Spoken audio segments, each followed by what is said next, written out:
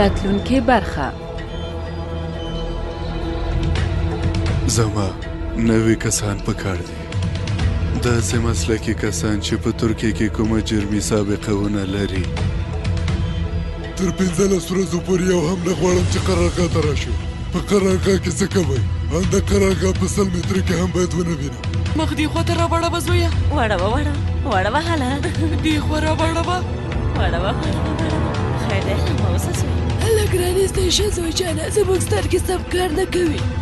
ورنږدې شه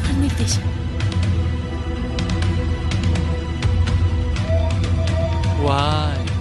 په دې معنا چې هغه پټه ملګرې دا ده ډېر ښه داسې یوه ساده پاده نجلۍ ښکاري همداسې ده عایشه